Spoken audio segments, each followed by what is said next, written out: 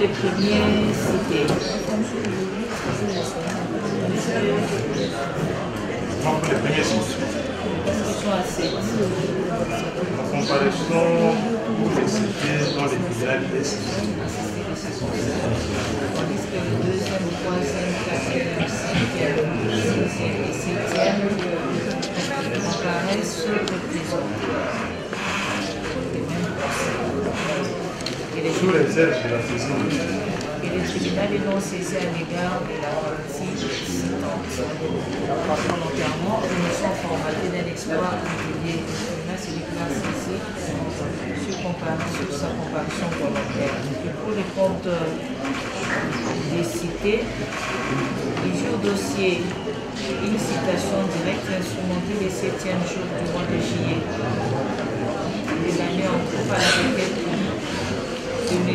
Maounda Dominguier Dias, de signer Nzongo Kabingwa, greffier du tribunal du pays de Kinshasa, Malema, et donner citation directe à M. Maurice Nisayo Madekoa, M. Boniface Nepo Yakupapa, M. Pouloulou Zimbo Charlada, M. Couture Marc-André, M. Mpayambe Patience. Le greffier nous renseigne ce qui suit, étant en son office, et il parla à M. Robert Maba, secrétaire ainsi déclaré. Et c'est la même personne, donc M. Robert Maba, secrétaire, qui a reçu les 10 exploits pour tous les cités. Ngoma Adrien. Donc ceux qui l'ont cité ne peuvent que tirer comme une conséquence de cela. Et prochainement, si par l'audience prochaine pour bien dire, on va vous déposer la preuve de ce que nous disons. Un petit problème de santé vont les représenter au besoin. Et à l'audience prochaine, nous promettons qu'il sera le 3e Père Pouloulou. Il est connu de la partie citante, comme de nous qui parlons, et nous vous le faisons connaître que Père Pouloulou, ça fait plus de 2 ans qu'il a quitté la République démocratique du Congo et est remplacé dans ses fonctions par celui qui est à ma droite, donc le premier cité, lui étant rappelé pour d'autres fonctions à Rome. Donc, il ne réside pas ou n'habite pas à l'adresse sur laquelle il a été instrumenté votre exploit. Il a quitté la République démocratique du Congo il y a plus de 10 ans passés pour d'autres fonctions, là où il les exercerait au Canada. Et donc, les parties citantes ou la partie citante doit faire diligence pour retrouver les adresses des personnes qu'elle voudrait citer. Je parle devant votre auguste tribunal. Monsieur Paembe, de même, pas à l'adresse. Monsieur Kogu, lui au moins, habite la RDC, mais à ce jour, il vit pour un petit séjour dans le Congo central, promettant qu'à l'audience prochaine, s'il y en aura, nous disons, parole d'avocat, que M. Isna Pogu sera à l'audience, comme nous l'avons dit pour les deuxièmes cités. Et donc, vous comprendrez que, en toute logique, votre tribunal ne pourra pas être saisi à l'égard des personnes mortes et à l'égard des personnes dont on sait que leurs adresses ne sont pas à Kinshasa. Il y en a qui sont au Canada et d'autres en Italie, à Rome. Mais comprenez que ces dossiers tels que vous l'avez, nous ne l'avons pas encore compulsé pour connaître les pièces qui sont placées. Mais nous vous disons que pour tous ceux qui ne sont pas au Congo, comme pour celui qui est déjà mort, toutes les preuves sont là, on va vous les déposer.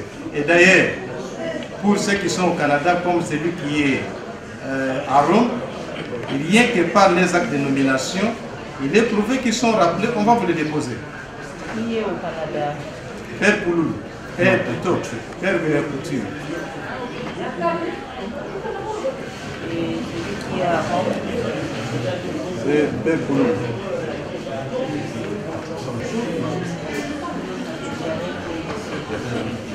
Le 6e qui est au Congo central. C'est juste pour un bref séjour, il sera là dedans. Oui, parti. Sont purement des allégations. Ces allégations ont pour motif d'éviter que votre tribunal puisse connaître de la cause. Puisque les actes auxquels on le reproche sont des actes qui ne datent pas d'aussi longtemps. Pour illustration, il a parlé de M. Couturier se trouvant au Canada. Mais vous allez, ça fait plus de 10 ans. Couture qui se trouve au Canada, ça fait plus de 10 ans. Le statut vous en témoigne que 2020. Il a signé cet acte faux qu'on incrimine aujourd'hui. Ce n'est pas 10 ans. Le nom se retrouve parmi les signataires de l'acte incriminé que nous poursuivons à ce jour. Il ne s'agit pas de 10 ans. Mais l'acte est fait pour le besoin de la cause. Revenons pour ce qui concerne les autres qui ont été cités. Depuis que nous avons commencé à nous confronter avec la partie adverse, l'adresse que nous maîtrisons, auquel eux communiquent toutes leurs pièces à l'égard de ses clients, c'est cette adresse numéro 12. S'il y avait changement, il aurait dû le faire au moment où, dans d'autres procédures, lorsque on s'est confronté avec eux, il devait le mentionner. Mais pas du tout, rien n'a été fait. On va plus loin, on nous parle d'un décès. Mais on ne peut pas présumer. Vous n'êtes pas une juridiction de présomption. Je dois présumer puisqu'il l'a dit. Puisqu'ils ont eu le temps de se préparer.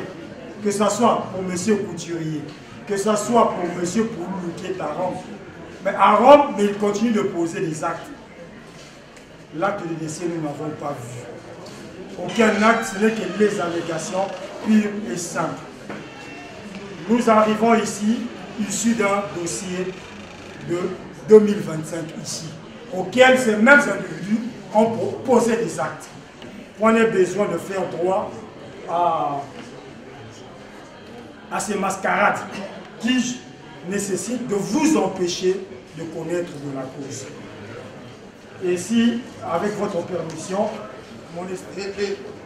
la défense de la partie citée et les arguments apportés par la partie citée ne peuvent jamais retenir votre attention. Pour plusieurs raisons, madame. Cette même partie, nous avons des procédures pendantes devant les différentes juridictions, avec la même partie, avec les mêmes individus. Et voilà, parce qu'ils sont cités au pénal, ils sentent déjà la condamnation, parce qu'ils savent qu'ils seront condamnés. Voilà, à ce jour, dès l'entame des jeux, ils s'amènent avec des dilatoires. Madame, vous n'allez pas faire foi. On vous dit que l'un parmi les cités serait décédé. Et vous allez croire seulement à ces petits propos-là. Les décès d'une personne ne se présument pas. Les décès d'une personne se prouvent avec l'acte de décès. Est-ce que la partie citée qui a allégué ces prétendus faits vous a apporté l'acte de décès qui atteste que non, les cités telles est décédé? Il n'y en a pas, madame. Ceux qui se seraient déplacés au Congo central, où est la preuve qui atteste que réellement ces gens ne sont plus à Kinshasa, ils sont au Congo central? Il n'y a aucun argument, madame, solide qui peut retenir votre attention. Donc, ils de tous, comme ils sont absents, ils se sont abstenus parce que l'exploit qui vous saisit, c'est un exploit qui est régulier. Vous êtes saisi régulièrement, madame. Votre tribunal est saisi à l'égard de toutes ces personnes. Donc, au jour d'aujourd'hui, l'argument ou le pauvre argument apporté par la défense ne peut jamais attirer votre attention. Vous allez retenir les défauts à leur charge. Appelez-nous à poursuivre avec l'instruction. Nous qui se sont fait entendre de l'autre côté, je voudrais demander à votre vice-tribunal de faire la mise au point sur ce qui est en train de se passer dans la salle d'audience. C'est-à-dire attirer l'attention des caméramans pour dire que toute déformation qui sera suivie dans la presse, dans les réseaux sociaux, en dehors de ce qui est dit exactement dans cette salle, pourra être exposée à des poursuites judiciaires. C'est à l'attention de ceux qui filment. Je ne sais pas s'ils ont l'autorisation de le faire. Cela est dit en connaissance des causes. Parce qu'ils ont l'habitude de déformer les faits de ce qui se passe à l'audience. En outre, je disais tantôt que de l'autre côté, il y a eu des bruits. À supposer que votre tribunal dise qu'il faut retenir les défauts, ça sera à l'avantage de qui? À moins qu'on ne sache pas ce qu'on est en train de faire. On vous a dit, comme si on voudrait plaider la cause, que les partis sont opposés devant plusieurs juridictions dans plusieurs procédures. Ce qui est faux. Quand on est avocat, on ne vient pas au tribunal pour parler, qu'on sache qu'on est en train de parler. Parce qu'on a ses clients à côté ou parce qu'on voudrait se faire entendre. Ils sont opposés aujourd'hui, les cités sont poursuivies en toute personne. Il faut qu'on rectifie un peu les choses. Et pourquoi on est devant vous? C'est parce qu'on a fui de plaider une affaire initiée par la même partie civile, ici, devant le TGI Gombe. Après plusieurs audiences, et cette partie a cherché à venir se camoufler de ce côté, fouillant de l'autre côté. Après avoir récopé des échecs dans toutes les procédures initiées, et même ici, on va encore les récolter. Madame le Président, on vous dit, et c'est nous qui vous le disons, la parole de l'avocat fait foi, qu'il y a un cité qui est à Matadi. Et c'est notre avantage, nous pouvons dire que nous ne les représentons pas. Et vous allez déclarer les défauts. Et à l'audience prochaine, il va se présenter. Qu'est-ce qu'ils auront gagné? Rien du tout. Et le tribunal aura perdu son temps pour rien. À moins de ne pas comprendre comment la procédure est faite à la procédure pénale. Nous vous disons que telle personne est au Canada. Mais si vous voulez la preuve, on va la déposer. Ce n'est pas un faux fouillant. Ce n'est pas un dilatoire non plus comme on a voulu le faire croire. Nous vous disons que tel est à Rome. Et la partie qui le dit, il le sait bien. Parce qu'il y a eu d'autres procédures. Ils savent bien que c'est celui qui dirigeait l'ASBL, les régions Saint-Vincent-de-Paul. Et aujourd'hui, celui qui est là à ma droite, c'est celui, le père supérieur, qui dirige les religieux de Saint-Vincent-de-Paul. À moins qu'on dise autre chose. Mais pourquoi nous qui sommes avocats, nous nous appelons conseil? Malheureusement. Et quand nous venons devant vous, au lieu d'aider la justice à bien faire son travail, c'est encore nous qui voudrons déranger le bon déroulement de cette justice.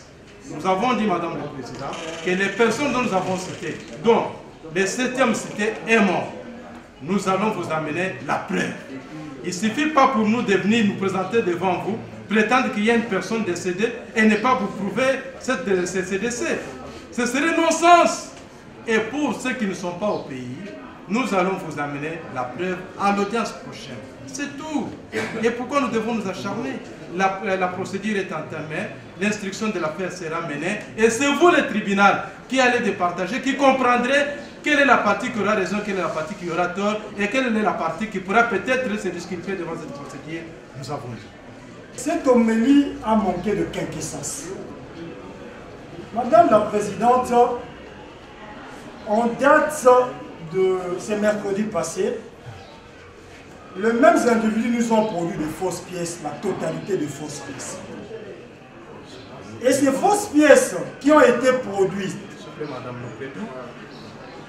par rapport à ces fausses pièces qui ont été produites pour spolier celui qui leur a fait du bien comme donateur, puisqu'il s'agit de l'ASBEL, auquel tous ces membres-là ont posé des actes illicites, falsifiant des statuts, pour s'accaparer de la partie restante que le donateur en avait donné 4 hectares, il reste un seul hectare qu'il a donné aux enfants. S'il prétend qu'ils vont apporter la preuve, cela ne tienne qu'à ce jour, celui qui est devant vous, qui a comparu, on poursuit avec lui, le défaut sera retenu. Si vous allez le rabattre à l'audience prochaine, nous sommes d'avis. Nous avons dit et nous vous remercions. Madame, la part de la bouche de cité, qui commence d'abord par dire que les citants font de bruit, ils vous ont rencontré de bruit, madame. Et je rappelle à cette partie, à la partie citée, par le biais de son conseil ou de ses conseils, que la partie citante ne vient pas avec le bruit. Et la partie citante n'a pas réagi avec le bruit. La partie citante a réagi avec les doigts. Parce que ce que nous avons apporté à vos oreilles, c'est les doigts. Et ils ont parlé sans pour autant démontrer ce qu'ils ont dit. Mais néanmoins, nous avons rétorqué avec les arguments du droit en leur demandant de prouver, d'apporter les preuves. C'est ça même le travail que le tribunal vient de faire tout de suite, en leur posant des questions par rapport à vos allégations. Où sont les éléments de preuve? C'est les droits. Ce ne sont pas des bruits, madame. C'est juste un petit rappel que nous voulions faire à cette partie. Et je rappelle à nous que nous sommes, avec cette même partie, dans d'autres procédures. Et c'est ce qui a même suscité cette action. C'est suite à une procédure qui est au civil, devant le TGI, qui est pendante, qui a suscité cette action au pénal. Qu'on ne s'écarte pas de cet aspect des choses. Parce que quand vous allez nous appeler à vous démontrer la cause, je ne sais pas s'ils vont encore se tenir debout. Je citais, je disais, choisi de comparaître sous réserve. Et à notre entendement, lorsqu'une partie choisit de comparaître sous réserve, c'est qu'il attaque la saisine du tribunal en ce que celle-ci n'a pas été régulière, cette saisine. À moins qu'on se trompe. Ou une partie, lorsqu'elle choisit de comparaître conservatoirement, alors en ce moment, à notre entendement, c'est pour solliciter une remise pour, bien évidemment, un motif juste et justifié. Et entendre les arguments de la partie qui sollicite de comparaître sous réserve, elle ne vous a pas dit en quoi la saisine n'est pas régulière, parce qu'il faut commencer par là.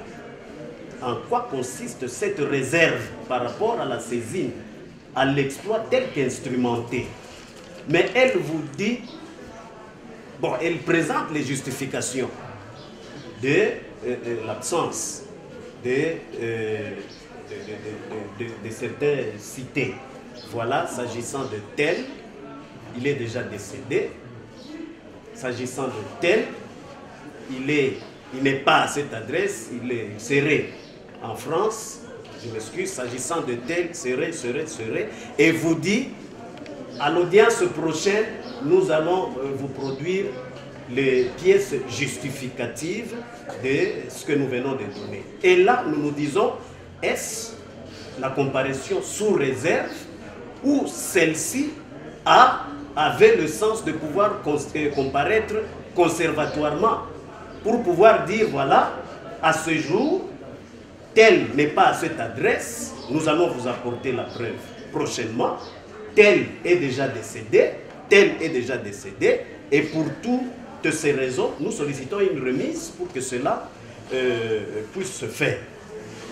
Alors, c'est comme ça que nous avons introduit par une question et voudrais revenir avec votre autorisation, Madame le Président, la partie citée qui dit comparaître sous réserve, qu'elle vous dise en quoi consiste la réserve. Sinon, nous allons constater, parce qu'ici, c'est nous ramener maintenant à examiner l'exploit. Est-ce que l'exploit, tel que ça a été instrumenté, et ça a été fait de manière régulière, oui ou non? Dans la négative, c'est là qu'il faut dire la réserve réside en cela. Mais sinon, on va constater que l'exploit est régulier et que les autres n'ont pas comparé sous prétexte des arguments si haut avancés. Donc, c'est une question, Madame le Président, pour que nous puissions voir éventuellement comment donner notre avis en vue de départager. Donc, qu'elles nous disent en quoi consiste cette réserve. Sinon, nous allons constater que l'exploit, nous allons examiner l'exploit et dire notre avis. A bien compris notre réserve, mais il faudrait peut-être avoir beaucoup plus de lumière. Quand il chute par dire que s'il y a réserve, c'était sur la saisine ou sur la non-comparution de certaines cités. La réserve consistait en ce que on puisse vérifier par le tribunal s'il est réellement saisi régulièrement. Et en l'ayant constaté qu'il est saisi régulièrement, parce que la personne auprès de laquelle on s'est présenté par l'huissier ne connaît pas la situation exacte de l'ASB, le régime Saint Vincent de Paul, a reçu tous les exploits. Quoi de plus normal, c'est tout ce qui est quelque chose qui vient de la justice. Et parce que votre tribunal, ayant constaté qu'il est saisi régulièrement, il nous reviendrait alors cette fois-là de préciser les choses et de vous dire que bien que vous êtes saisi régulièrement, voilà la situation telle qu'elle se présente. Telle ou telle autre personne ne sont pas sur place. Telle personne n'est plus en vie. Telle personne est en déplacement à tel endroit. Et voilà, nous vous avons donné la raison. Et nous n'en sommes pas encore arrivés au stade de la remise. Vous comprenez? Et parce que nous ne sommes pas encore arrivés là-bas, nous ne pouvons pas d'emblée vous dire que non, nous sollicitons la remise pour tel autre débat. Mais du moins, nous avons anticipé pour vous dire qu'à l'audience prochaine, on va vous déposer les preuves de tout ce que nous avons allégué. C'est-à-dire, lorsqu'une partie soutient comparaître sous réserve, c'est que l'exploit a certaines irrégularités. Vous ne pouvez pas dire, je comparais sous réserve, et finalement vous dites, le tribunal a constaté que l'exploit est régulier, et nous reviendrons. Mais non. Est-ce que l'exploit... Parce qu'ici, on est en train d'examiner la saisine du tribunal. Est-elle régulière, oui ou non? C'est la question fondamentale. Puisque déjà vous le dites, que la saisine est régulière, la réserve tombe. Il n'y a plus de réserve par rapport à cette saisine. C'est constaté maintenant que le greffier a instrumenté, l'exploit a été régulièrement instrumenté, votre tribunal se déclare saisi régulièrement, et nous allons maintenant constater l'absence.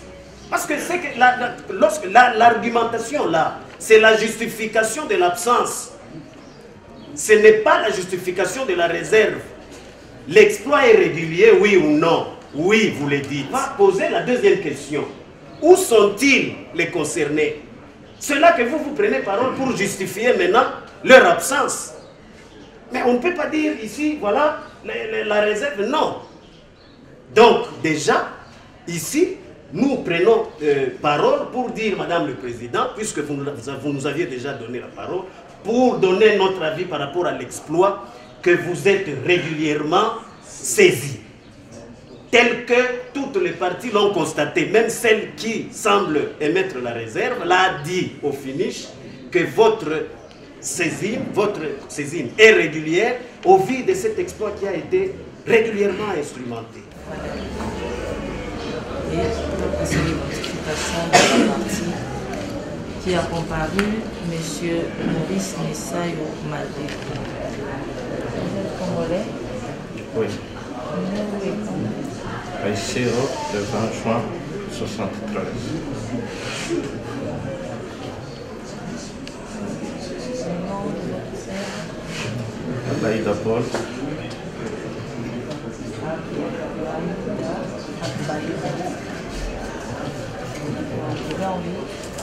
Décédé. Tarabouma Marcelino. Oui.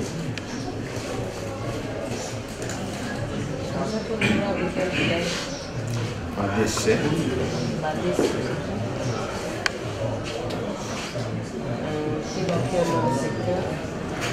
Mayogo en Aposo.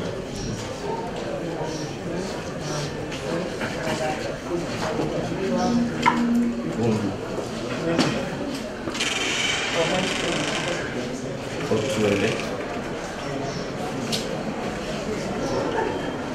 Votre profession? Je suis prêtre.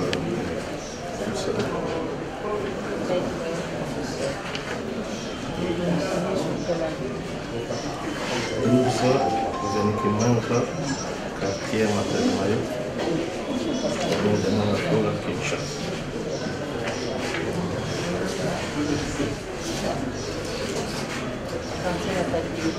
Matemayo, Kinshasa.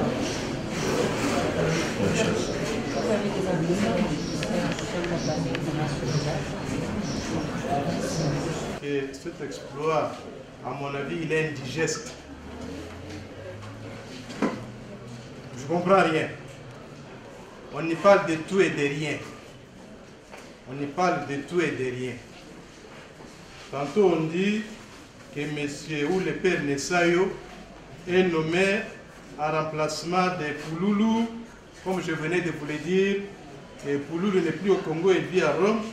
Tantôt on stigmatise le fait qu'il a hérité du poison, tantôt on parle de F92, tantôt on parle de statuts, tantôt on parle des affaires qui sont passées il y a plusieurs années au TGI Gombe comme à la cour d'appel, tantôt on parle de donations, on parle de spoliation, on ne comprend rien.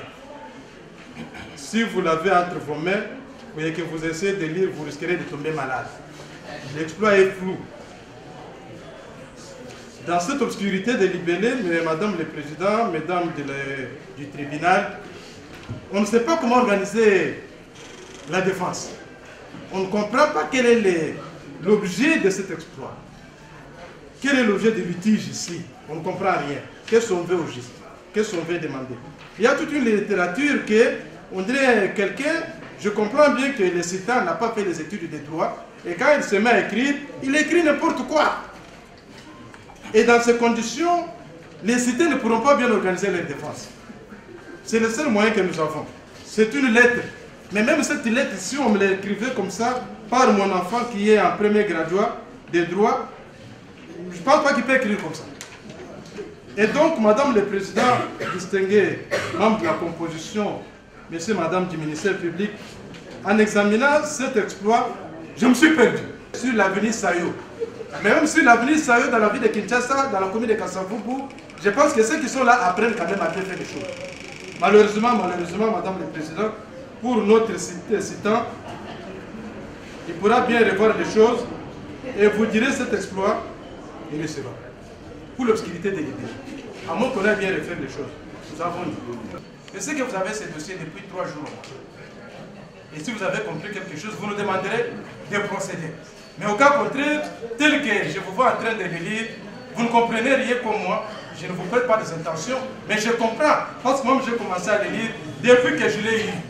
D'ailleurs, on me l'avait communiqué sans numéro de chambre, sans date d'audience. Mais du moins, par notre vigilance, nous nous sommes retrouvés ici. J'ai peut-être à minuit ou à 1h, peut-être que la partie citant n'était pas en train de bien réfléchir en ce moment-là pour comprendre, parce que nous connaissons la capacité qu'ils ont de pouvoir mener les actions. Alors nous vous demandons tout simplement de mettre de côté cette action, cet exploit plutôt pour renvoyer la partie, aller plutôt refaire les choses selon les normes, parce que nous sommes vraiment perdus. La partie citée n'ayant pas fait les droits, refuse de comprendre l'exploit qui saisit votre liste publique, fait les droits convenablement et n'aurait dit pas se permettre de soulever ces petits moyens, un moyen préliminaire, un moyen mineur. Souvent les avocats qui fuient la condamnation, lorsqu'ils viennent devant les juges en matière pénale, ils commencent par là, pour s'échapper de la condamnation, mais c'est qui ne sera pas fait par devers votre auguste tribunal. Il vous dit qu'il y a l'obscurité, mais il ne sait pas vous dire. Cette obscurité, ça a violé quel article, quels sont les éléments de la loi qui ont été affectés. Il ne vous le dit pas. Il va chiter seulement comme ça. Et d'ailleurs, il a exploité notre exploit du début tout comme à la fin. Ce qui prouve à suffisance qu'il a compris la quintessence de notre exploit qui amène ses clients ou qui amène les cités par devers vous les juges. Donc, il n'y a pas l'obscurité. Ça, ce sont des arguments pour s'échapper. Hein? Donc, on veut éviter à ce que vous, les juges, vous ne puissiez pas connaître les fonds. Parce qu'ils sentent déjà l'odeur de la condamnation. Madame, nous le disons avec pertinence, avec sérénité, que l'exploit qui vous saisit à ce jour à leur égard, c'est un exploit qui est clair, limpide, comme de l'eau claire dans un verre clair. Et pour le constater, madame, ça ne peut pas faire appel à la microscope, non. Parce que tout est clair, madame, sous réserve d'être complété par les estimés confrères. L'exploit que vous saisissez aujourd'hui est un exploit qui est clair et précis. On ne peut pas nous parler d'une certaine obscurité aussi longtemps que l'exploit est clair. De par le fait, et puis de par le droit aussi, nous ne sommes pas en train de plaider, nous sommes dans la forme. Ce qui nous amène ici, ce sont les fausses pièces que la partie adverse venait d'introduire dans le dossier qui est pendant là-bas au civil. Le devoir de l'autre côté était de venir faire un débat contradictoire et éventuellement plaidoirie pour nous permettre de nous échanger les pièces. Et quand on arrive au moment de nous communiquer les pièces, la partie adverse va fabriquer des faux statuts. Le procès ici a commencé depuis 2022. Aujourd'hui, nous sommes en 2025. Ces faux statuts qu'ils viennent de produire, oui, nous sommes dans la forme.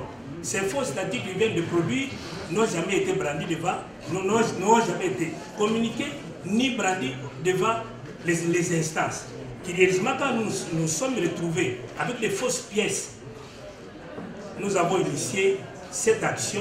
Nous sommes venus en citation directe devant votre tribunal pour faux en écriture et faux usage des faux. Ils ont exploité. C'est une partie qui vient à tout moment comparaître parce qu'il y a eu des actions pendant passé par là qu'ils ont même reconnues. Aujourd'hui, l'espoir peut être fort comment. Ils sont ici pourquoi? Quelle obscurité? À quel niveau? Voilà, nous ne pouvons pas aller, on doit les boire. L'espoir est clair. Votre tribunal ne sera même pas attiré par ces pseudo-moyens qui n'a pas sa place d'être. Et votre tribunal va... Violation de l'article 57 du Code de procédure pénale. Cet article-là est clair. L'espoir aussi est clair. Cet article dit ceci. La citation doit indiquer à la requête de qui elle est faite. Si vous lisez l'espoir, vous allez voir que non, l'espoir est clair. À la requête de M. Mabonda. La réponse est claire. Elle énonce le nom, le prénom et des maires du cité. Si vous lisez cet exploit, au premier feuillet, cet exploit énonce les noms et les demeures des cités. Il n'y a pas de problème sur cette partie-là. L'objet de la citation est claire. Dans la citation, si vous prenez la page, paragraphe 5, il est clair. Il énonce l'objet pour lequel ces prévenus sont poursuivis. Les infractions de foi en écriture et son usage.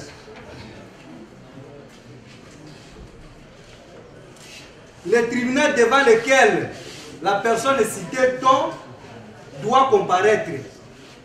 Le tribunal pour lequel la personne doit comparaître est connu. C'est le tribunal de paix de Kinshasa-Ngaliema. C'est mentionné ici dans la citation directe. Le lien de la commission est connu. C'est avenue Kimwenza numéro 12, dans la commune de Mongafula. C'est là où ils ont fabriqué les faux statuts. Le moment de la comparution, Madame la Présidente, si vous prenez premier feuillet, il est clairement dit, moment de la comparution, le jour c'est le 17 juillet 2025 à 9h précise du matin. Je ne sais pas sur base de quoi il peut vous dire que non, l'esprit est fou. Est-ce qu'il y a violation de cette disposition légale? Ça force à l'article 57. Et dans l'article 57, tous les éléments repris, c'est ce qui se retrouve dans l'assignation. Le lieu de la commission des faits. Quelle est l'infraction qui leur est reprochée? Qui l'a commis et quand? Concours de circonstances ou quoi? Tout est mentionné dans l'exploit. Dire que l'exploit présente une obscurité du libellé, c'est fuir en avant.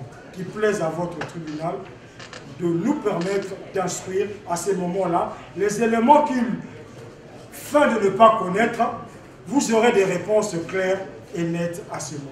J'ai dit et j'ai dit. Les cités recevables et totalement fondées.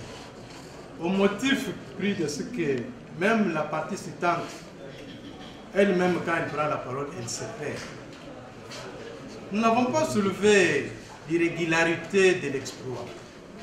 Nous avons bien parlé de l'obscur libellé. C'est-à-dire que le libellé de l'exploit est incompréhensible, il est flou, inintelligible. Est-ce qu'il faut parler en français facile? Je ne pense pas. On a commencé à vous dire, on vous dit ici, si vous pouvez me permettre que je puisse donner quelques lectures, attendu que l'ASBEL, le Région Saint-Vincent de Paul, doté de la personnalité juridique en vertu de l'ordonnance 88, l'évangélisation par les œuvres caritatives, avait reçu de M. Magonda la grande partie de sa parcelle. On passe. Attendu que du fait des continuités de la méchanceté de la congrégation, et l'ASBEL, le Région Saint-Vincent de Paul, tendant à ravir la parcelle et faire souffrir les orphelins. Si vous vous mettez à lire tout ça, moi je ne comprends rien. Je ne comprends rien. Et même quand vous allez vous retirer pour les délibérés de cette affaire, avec 18 pages de cet exploit, je ne sais pas si c'est 18 ou 5, avec les laborieuses écritures qu'il y a ici, et des choses invraisemblables, vous ne comprendrez rien. Vous allez nous ramener encore par une réouverture des débats d'office, sans qu'elle ne soit sollicitée des parties. Mais du moins pour éviter cela au tribunal. Dès l'entame de la procédure, à la première audience, nous disons, Madame le Président, que vous direz ces moyens fondés.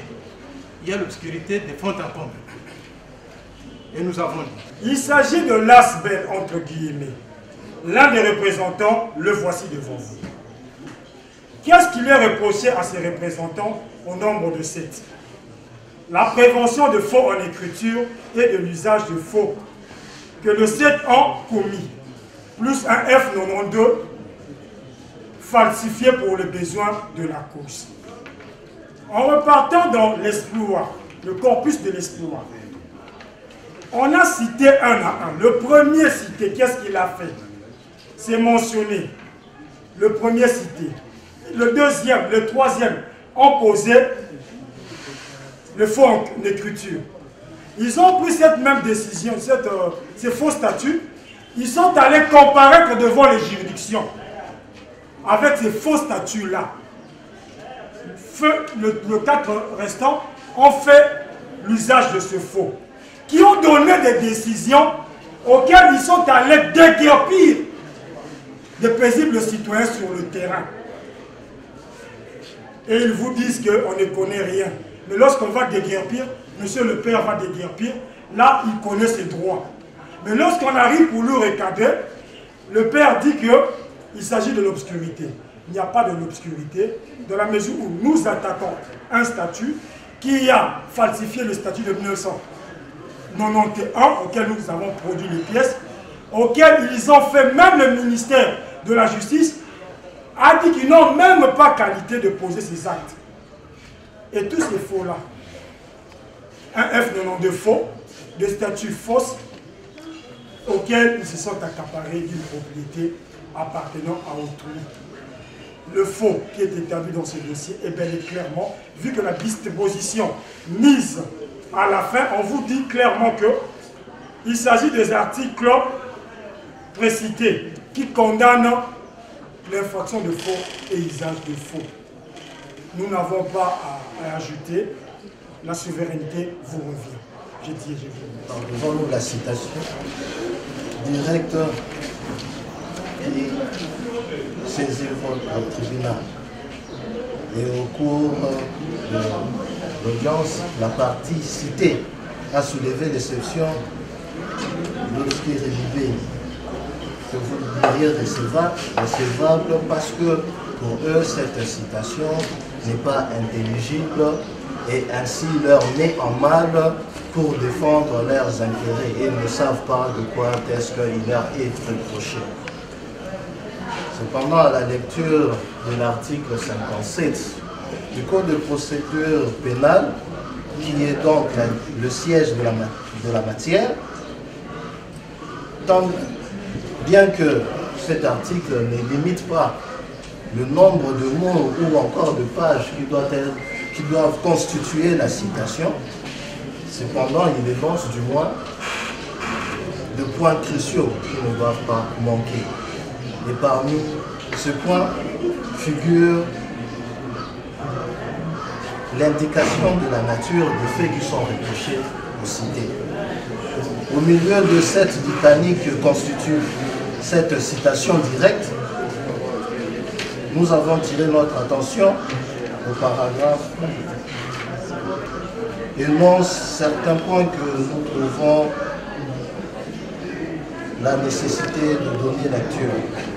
Attendu que les faits rétroacts ci-dessus justifient les faits infractionnels à charge de cette cité qui vise l'accaparement de la parcelle 31 396, tantôt présentée en lieu et place de la parcelle 31 397, déjà mentionnée, cédée et occupée par des tiers, et tantôt le soutien au jugement RC 122 873 donnant l'aspect la parcelle 5629 ouverte par le contrat d'occupation au nom de M. Mangonda, en effet faisant suite à l'exploit signifié le 24 septembre 2024 et la comparution de parties le 23 octobre 2024, période non encore couverte par la prescription. Les trois premiers cités, M. Missayo, M. Nepo ainsi que M. Pouloulou, ont produit, antidaté, le nouveau statut, soit disons du 24 mars 2020, et ont amené les quatre dernières cités à les signer en vue de défendre l'accaparement de la parcelle par la congrégation devant les TGI Kinshasa de sous RC 127 908 dans l'affaire Maoula contre la congrégation et l'ASBEL RCV devant le conservateur au titre immobilier de Kinshasa. Ainsi donc, au milieu de cette litanie que constitue la citation directe, on énonce bel et bien des indications de la nature des faits qui sont reprochés aux cités. Il s'agit donc de la falsification de statut de la congrégation ainsi que leur usage devant le TGI Kinshasa Vundé sur leur affaire qui leur propose. Ainsi donc, nous trouvons que l'exception de ce que Guibé, bien que recevable, est non fondée.